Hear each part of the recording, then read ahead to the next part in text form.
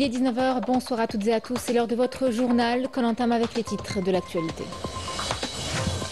À l'invitation du président de la République Abdelmadjid Tebboune, le président sud-africain Cyril Ramaphosa est en visite d'État en Algérie. Un accueil officiel des plus chaleureux lui a été réservé, marqué par des échanges en tête-à-tête entre les deux chefs d'État.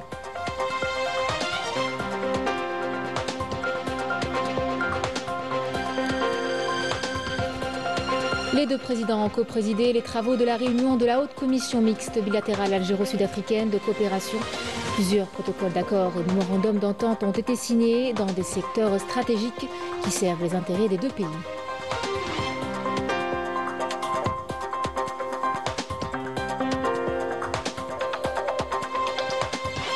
Déclaration conjointe à la presse, le président de la République a salué le rôle essentiel de cette visite pour renforcer les relations bilatérales et promouvoir un partenariat solide. Il a aussi réaffirmé le soutien indéfectible de l'Algérie à l'Afrique du Sud sur la scène internationale.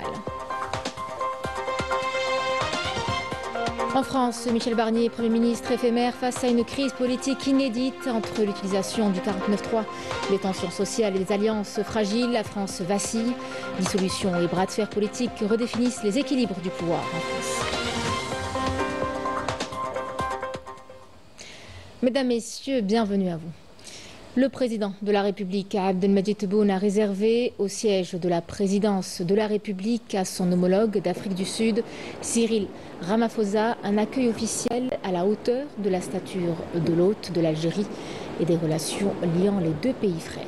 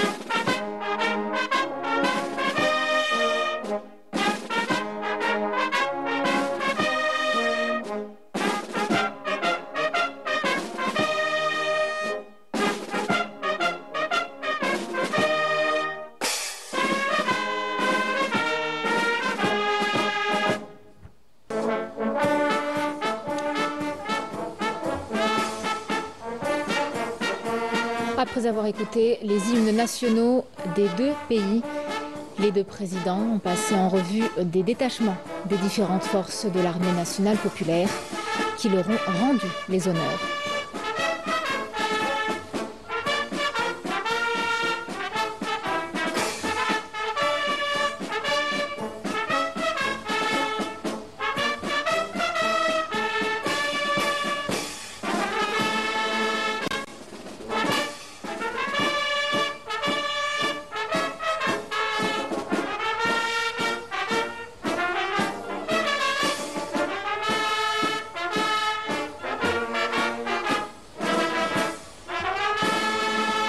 Les deux chefs d'État ont par la suite pris une photo souvenir.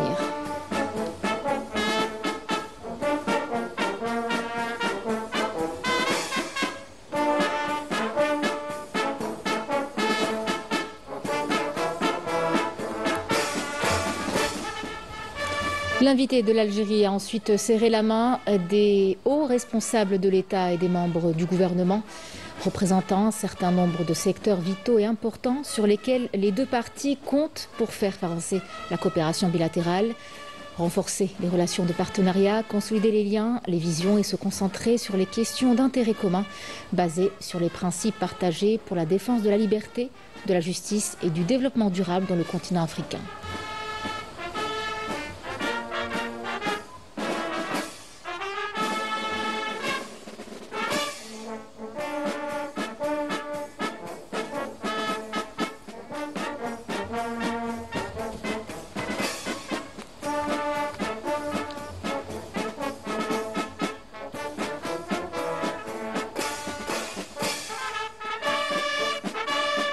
Pour sa part, le président de la République, Abdelmadjid Tebboune, a serré la main aux membres de la délégation de haut niveau qui accompagne le président de la République d'Afrique du Sud.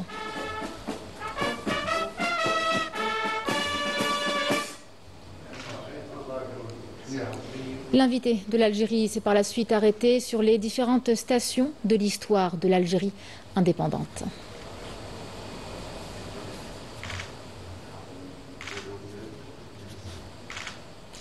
Le président de la République, Abdelmadjid Tebboune, s'est entretenu aujourd'hui au siège de la présidence de la République en tête-à-tête avec son homologue d'Afrique du Sud, Cyril Ramaphosa, en visite d'État en Algérie.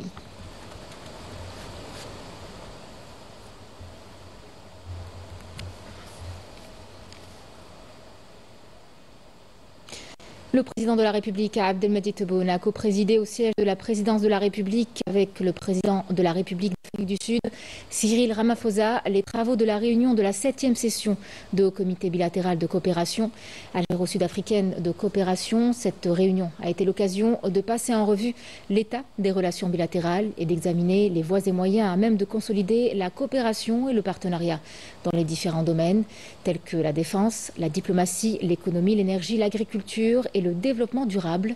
La réunion a également mis l'accent sur l'importance de traduire la volonté politique commune des dirigeants des deux pays, de concrétiser les projets communs sur le terrain, des projets qui serviront les intérêts des deux peuples frères et qui renforceront la position de l'Algérie et de l'Afrique du Sud sur la scène africaine et internationale.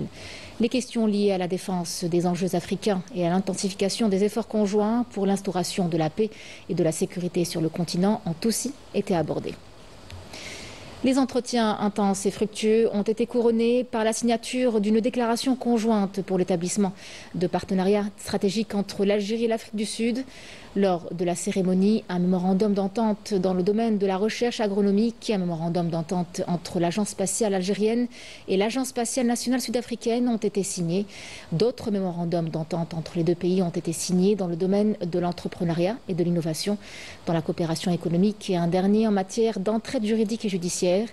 Une cérémonie de signature qui a été présidée par le président de la République, Abdelmadjid Tebboune, et le président de la République d'Afrique du Sud, Cyril Ramaphosa. إعلان مشترك بشأن إقامة شراكة استراتيجية بين الجمهورية الجزائرية الديمقراطية الشعبية وجمهورية جنوب إفريقيا. الموقعون عن الجانب الجزائري السيد عبد المجيد تبون رئيس الجمهورية الجزائرية الديمقراطية الشعبية. عن الجانب الجنوب إفريقي السيد سيريل ماتاميلا رامابوزا رئيس جنوب إفريقيا.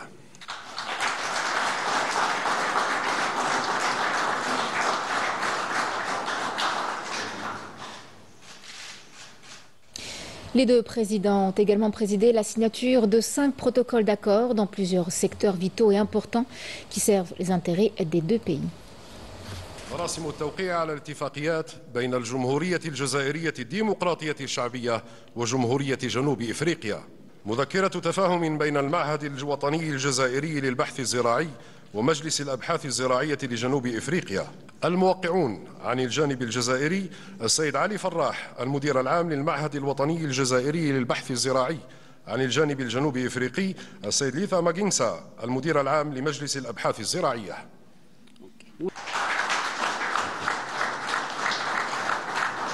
مذكرة تفاهم بين الوكالة الفضائية الجزائرية والوكالة الفضائية الوطنية الجنوب إفريقية. الموقعون عن الجانب الجزائري السيد عز الدين صديق المدير العام للوكالة الفضائية الجزائرية. عن الجانب الجنوب إفريقي السيد همبولاني مداو المدير التنفيذي للوكالة الفضائية الوطنية الجنوب إفريقية. مذكرة تفاهم بين حكومة الجمهورية الجزائرية الديمقراطية الشعبية وحكومة جمهورية جنوب إفريقيا بخصوص التعاون في مجالي المقاولاتية والابتكار. الموقعون عن الجانب الجزائري السيد نور الدين واضح وزير اقتصاد المعرفة والمؤسسات الناشئة والمؤسسات المصغرة. عن الجانب الجنوب إفريقي السيد مفو باركس تاو وزير التجارة والصناعة والمنافسة.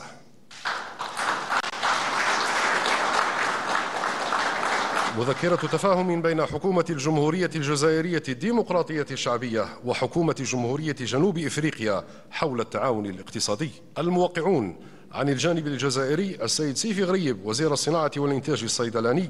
عن الجانب الجنوب إفريقي السيد مبو باركستاو وزير التجارة والصناعة والمنافسة.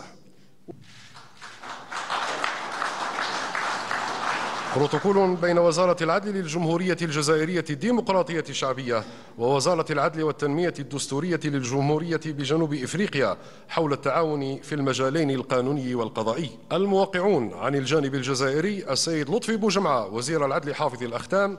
عن الجانب الجنوب إفريقي السيد رونالد أوزي لامولا وزير العلاقات الدولية والتعاون. محضر الدورة السابعة للجنة الثنائية السامية للتعاون بين الجزائر وجنوب إفريقيا. الموقعون عن الجانب الجزائري السيد أحمد عطاف وزير الدولة وزير الشؤون الخارجية والجالية الوطنية بالخارج والشؤون الإفريقية. عن الجانب الجنوب إفريقي السيد رونالد أوزي لامولا وزير العلاقات الدولية والتعاون.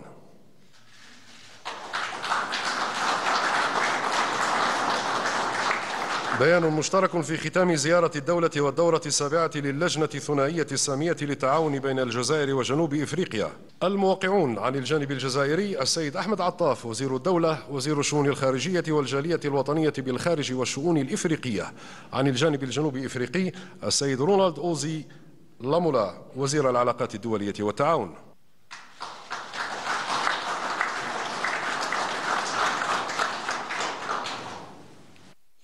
Le président de la République, Abdelmadjid Tebboune, lors d'une déclaration conjointe à la presse avec le président de la République d'Afrique du Sud, souligné que la tenue de la 7e session du Haut Comité bilatéral de coopération, parallèlement au Forum des hommes d'affaires, donne un élan aux relations bilatérales et contribue à leur promotion. Écoutons le président de la République. ترأسنا اليوم معا الدورة السابعة للجنة العليا الثنائية للتعاون الجزائري جنوب إفريقي، وبالموازاة مع إشرافنا على أشغال هذه الآلية الدورية انعقد منتدى الأعمال ليكون فضاء للتواصل بين المتعاملين الاقتصاديين، كما تم التوقيع على إعلان الشراكة الاستراتيجية. S'exprimant sur la situation régionale et internationale, le président de la République a réitéré le plein soutien de l'Algérie à la plainte déposée par l'Afrique du Sud auprès de la Cour internationale de justice. On l'écoute. كان لنا حديث معمق حول الوضع الإقليمي والدولي الراهن، خاصة العدوان الصهيوني على قطاع غزة ولبنان، وأغتنم هذه الفرصة لأحيي مرة أخرى الدعوة التي رفعتها جمهورية جنوب إفريقيا لدى محكمة العدل الدولية ونساندها مساندة كاملة. Le président de la République a également souligné qu'il a été convenu d'intensifier les efforts au niveau des Nations Unies et de l'Union africaine pour répondre à la demande africaine de réforme du Conseil de sécurité. اتفقنا على تكثيف جهودنا داخل الأمم المتحدة والاتحاد الإفريقي لتعزيز دور قارتنا والعمل من أجل تحقيق مطلب إفريقي لإصلاح منظومة مجلس الأمن من خلال تصحيح الظلم التاريخي تجاه إفريقيا. Pour sa part, le président de la République d'Afrique du Sud a salué les résultats de la réunion de la 7e session de Haut Comité bilatéral de coopération, soulignant la nécessité d'augmenter le volume des échanges commerciaux entre les deux pays. Écoutons sa déclaration. Nous venons de conclure donc la 7e édition de la Commission binationale avec nos deux gouvernements, le président Tebboune et moi-même. Nous sommes extrêmement satisfaits et ainsi que le rapport détaillé circonstancié présenté par les ministres sur l'avancement dans les secteurs clés de la coopération entre les deux pays, l'Algérie et l'Afrique du Sud. Nous considérons que cette commission binationale est un mécanisme qui nous donne la capacité d'étendre, de renforcer les relations commerciales entre les deux pays et aussi augmenter le volume des échanges entre les deux pays. Et on s'est entendu donc rehausser donc le niveau des échanges commerciaux. Nous avons commencé à travers l'application de la zone franche. C'est une opportunité qui nous est offerte pour renforcer l'investissement et le commerce interafricain et renforcer des liens économiques entre deux pays majeurs qui sont l'Algérie et l'Afrique du Sud. Cyril Ramaphosa a par la suite salué le soutien de l'Algérie à son pays durant les étapes du procès intenté par son pays contre l'entité sioniste devant la Cour internationale de justice, réitérant l'appel de l'Algérie à arrêter l'agression sioniste contre la bande de Gaza et à permettre à tous les peuples opprimés du monde d'exercer leur droit à l'autodétermination, à l'instar des peuples palestiniens et sahraouis. On l'écoute. Nous essayons de régler des tensions géopolitiques. Nous avons remarqué qu'il y a un non-respect des lois internationales. Nous avons fait une plainte au sein de la Cour de justice internationale pour accuser Israël. Nous avons reçu beaucoup de soutien de plusieurs pays, mais particulièrement du gouvernement de la République de l'Algérie concernant cette initiative que nous avons prise. L'Afrique du Sud réitère également son appel pour la cessation des hostilités. Donc on s'est entendu que la solution finale pour ce conflit qui continue en Palestine et la réalisation des droits des Palestiniens pour l'autodétermination, que ce pays a connu les peines de l'occupation, de l'oppression et la dépossession. Nous sommes solidaires avec tous les pays opprimés partout dans le monde, que ce soit y compris la Palestine et le Sahara occidental. Le président de la République d'Afrique du Sud a souligné la force des relations historiques entre l'Algérie et son pays, réitérant les remerciements du peuple sud-africain au peuple algérien pour son soutien dans sa lutte pour la liberté et pour avoir honoré la mémoire du défunt Nelson Mandela. On l'écoute. Cette année, l'Afrique du Sud marque la 30e anniversaire depuis qu'elle a réalisé la démocratie. Le peuple de l'Afrique du Sud, une fois de plus, remercie le peuple algérien, le pays noble qui a été de notre côté pour la libération. Nous sommes très reconnaissants également. L'Afrique du Sud n'oubliera jamais la manière avec laquelle le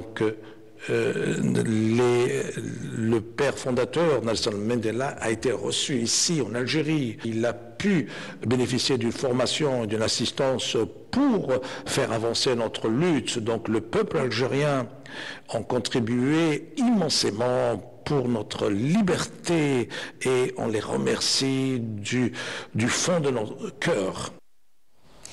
Dans le cadre de l'activation de la coopération bilatérale entre les deux pays, des entretiens ont eu lieu aujourd'hui au siège de la présidence de la République entre plusieurs ministres et leurs homologues sud-africains. Le ministre délégué auprès du ministre de la Défense nationale, chef d'état-major de l'armée nationale populaire, le général d'armée Saïd Shangriha, s'est entretenu avec la ministre de la Défense et des anciens combattants de l'Afrique du Sud, Angelina Motshekga. Pour sa part, le ministre d'État, ministre des Affaires étrangères, de la communauté nationale à l'étranger et des Affaires africaines, Ahmed Attaf, s'est entretenu avec le ministre des Relations internationales et de la coopération d'Afrique du Sud, Ronald Lamola. Le ministre d'État, ministre de l'Énergie, des Mines et des Énergies renouvelables, Mohamed Arqab, a eu une rencontre avec la ministre sud-africaine de l'eau et de l'assainissement, Pemi Majoudina. Le ministre du Commerce intérieur et de la régulation du marché national, Taïb Zitouni, le ministre du Commerce extérieur et de la promotion des exportations, Mohamed Bouhari, et le ministre de l'Industrie et de la production pharmaceutique, Sifi Rayeb, ont eu une rencontre avec le ministre sud-africain du Commerce, de l'Industrie et de la concurrence, Park Seto. Le président de la République d'Afrique du Sud, Cyril Ramaphosa, s'est recueilli ce matin au sanctuaire du Martyr à Alger, à la mémoire des martyrs de la glorieuse guerre de libération nationale.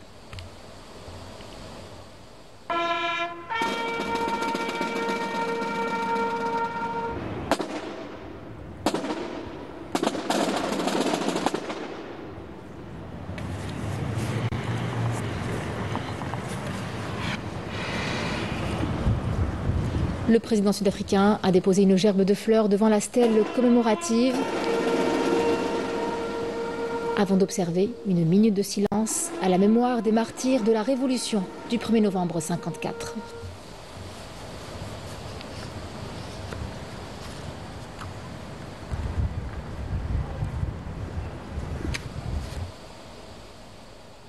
Accompagné du ministre de l'Énergie et des Mines et des Énergies renouvelables, Mohamed Arqab, le président sud-africain Cyril Ramaphosa a pu apprécier la vue sur la baie d'Alger avant de visiter le musée national El Moudjahid où il a reçu des explications exhaustives sur les différentes étapes de l'histoire de l'Algérie, notamment celle de la glorieuse guerre de libération nationale et de l'héroïsme de l'Algérie.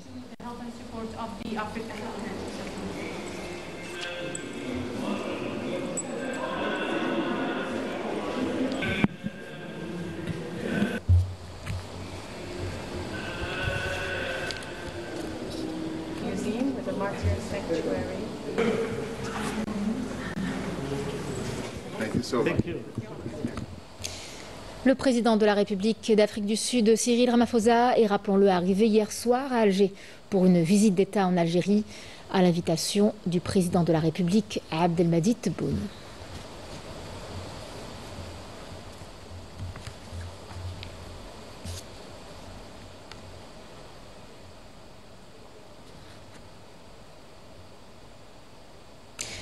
En marge de la conférence africaine des start-up, le secrétaire d'État auprès du ministre des Affaires étrangères chargé de la communauté nationale à l'étranger, Sofiane Chaïb, a tenu une réunion avec les membres de la communauté nationale à l'étranger, au cours de laquelle ils ont discuté du rôle de cette communauté dans la valeur de l'économie et de la transformation technologique dans le monde.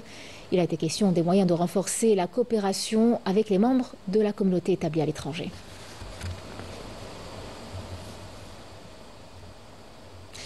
Dans l'actualité internationale, Michel Barnier, Premier ministre français éphémère au cœur d'une tempête politique. Entre le 49-3, des alliances inattendues et une colère sociale grandissante, la France traverse une période de forte instabilité. Dissolution, crise politique et menaces judiciaires redéfinissent les équilibres du pouvoir. Un véritable bras de fer semble s'installer entre le président de la République et une classe politique plus divisée que jamais. Quelle sera l'issue de cette crise? Une seule certitude, l'incertitude qui domine. Correspondance signée Rafet Belouchette. La majorité requise étant atteinte, la première motion de censure est adoptée. Dans un souffle, Michel Barnier devient le Premier ministre le plus éphémère de la Ve République. C'est l'épilogue d'une chronique désastreuse annoncée, marquée par le coup de massue d'un énième 49-3, arme fatale d'un gouvernement tout aussi évanescent. Pour comprendre ce choc politique sans précédent, remontant les aiguilles de cette horloge détraquée qui rythme le jeu politique en France depuis 2 ans.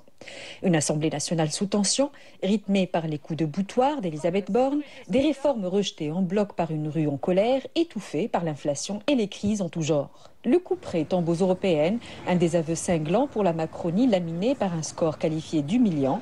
Dès lors, celui qui se fait appeler maître des horloges décide de remonter le temps à sa façon, en dissolvant une assemblée aux équilibres déjà fragiles, mais ce qui était fragile devient fracturé. Cette campagne des élections législatives après la dissolution, la question directrice était qui ne doit pas gouverner. On était dans une logique exclusivement négative. Toutes les alliances qui se sont construites étaient contre. Résultat, une assemblée encore plus ingouvernable et prisonnière d'un triptyque inconciliable. 2 mois de tractations auront été nécessaires pour extirper du chapeau élysien le nom d'un Premier ministre, non sans avoir fait des concessions sans précédent à l'ex-Front National. Tant mieux. C'était en tout cas le premier critère donné par Jordan Bardella et Marine Le Pen pour exercer ses responsabilités et en tout cas pour accepter que nous ne censurions pas Monsieur Barnier. Mais c'était sans compter sur une autre horloge, celle de la justice qui guette Marine Le Pen. Le chef de file de l'extrême droite est sous la menace d'une inéligibilité, ce qui éclate les alliances tissées dans l'ombre des dîners feutrés entre stratèges macronistes et frontistes. Marine Le Pen donne le coup de grâce en soutenant une motion de censure déposée par l'aile mélenchoniste. C'est une situation assez inédite depuis 1956. En 1956, on avait des mêmes problèmes avec des communistes, des gaullistes et un bloc centriste. Donc on a quelque chose qui se répète un petit peu, mais sous la Ve République, en revanche, c'est la première fois qu'on a un tel blocage politique, un tel blocage institutionnel. Le destin de Barnier s'effondre et, dans son sillage, une autre tête est réclamée par des députés en colère, celle du président lui-même.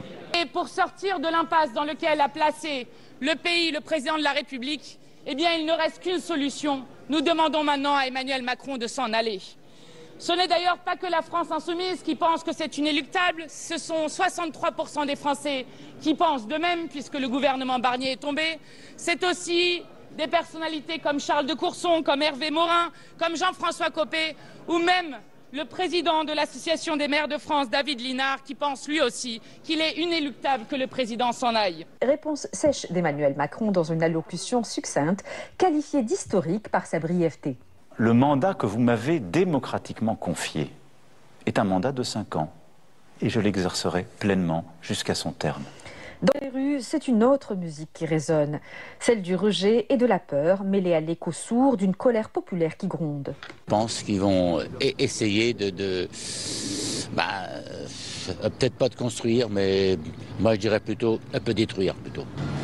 Et j'en ai rien à foutre du gouvernement, parce que la France va mal, donc de toute façon, voilà. Donc on ne voit pas très bien comment on peut s'en sortir. Donc la seule solution, ça va être probablement la démission du président. Pour tenter de calmer l'incendie, le président français convoque des négociations avec les chefs de parti de l'arc dit républicain. Sous-entend ni mélenchoniste, ni le péniste, mais pas écologiste non plus. C'est le choix des Français. Tout ça devient ridicule et dans le moment de gravité qui est celui de traverse la France, tout ça n'est pas à la hauteur. Mais ça, c'était hier. Aujourd'hui encore, un autre son de cloche. Nous avons demandé s'il y avait des préalables. Et contrairement à ce que je crois fait fuiter l'Élysée, le président n'a posé aucun préalable. Cacophonie et brouhaha politique qui trouvent écho jusque dans l'hémicycle du Parlement belge voisin. L'échec du président Macron résonne jusqu'ici en Belgique. Vous l'avez entendu. Mais comment peut-on se planter comme ça, comme président d'une des plus grandes nations d'Europe? Mais quelle sera l'issue de ce feuilleton à rebours? Lundi, le prochain visage de Matignon doit être dévoilé. Mais rien ne dit que ce ne sera pas celui d'Emmanuel Macron lui-même s'il choisit de brandir l'article 16 de la Constitution française. Hypothèse improbable, mais pas exclue. Une chose est sûre, c'est que rien ne semble pour l'heure rassurer la rue d'une France qui tangue au gré des grèves des fonctionnaires, des cris d'alarme des agriculteurs et d'une exaspération nationale. C'est ainsi que se clôture notre édition. Merci à vous de l'avoir suivi. Je vous retrouve demain pour l'édition de la mi-journée à midi. Excellente soirée à vous.